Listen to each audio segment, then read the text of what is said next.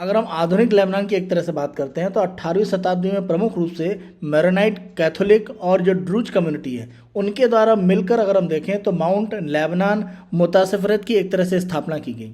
और आधुनिक रूप में जो प्रथम विश्व युद्ध था वहाँ पर आप देखें ऑटोमन एम्पायर जब समाप्त हुआ तो लीग ऑफ नेशंस का एक जो वर्डिक्ट था उसके अनुसार अगर हम देखें तो 5 प्रोविंस को मिलाकर एक तरह से लेबनान की एक स्थापना होती है। और आधुनिक लेबनान अगर हम पहले विश्व युद्ध के बाद देखें तो ये फ्रांस को दिया गया।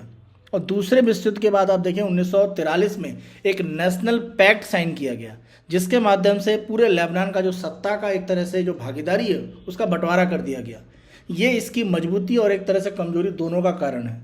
अगर हम यहाँ पर सत्ता के प्रमुख रूप से केंद्र की बात करें तो लेबनान का जो राष्ट्रपति है वो हमेशा किसी मैरोनाइट क्रिश्चियन कम्युनिटी का होता है। वर्तमान में ये पद खाली है क्योंकि मिशेल ओयन के राष्ट्रपति पद से हटने के बाद 2022 से कोई भी राष्ट्रपति पद पर नहीं है। लेबनान में प्रधानमंत्री का पद हमेशा किसी सुन्नी मुस्लिम को मिलता है। वर्तमान में कार्यवाहक प्रधानमंत्री के रूप में नाजिब मिकाती इसमें सत्ता में है। जहाँ तक हम लेबनान की संसद में स्पीकर की बात करें तो ये पद एक शिया व्यक्ति को दिया जाता है। और वर्तमान में नाबी बेरी सिया एक व्यक्ति के रूप में आप देखें तो लेबनान की पार्लियामेंट के स्पीकर हैं। और माना जा रहा है कि जनवरी 2025 में शायद नए राष्ट्रपति की नियुक्ति हो जाए। तो सत्ता का ये जो बंटवारा है उसमें शिया को मजबूती देने के लिए आप देखें हिजबुल्लाह प्रमुख रूप से समर्थन देता है जिसको ईरान का समर्थन रहता है। और यही लेबनान में सत्ता की अस्थिरता का प्रमुख रूप से कारण है।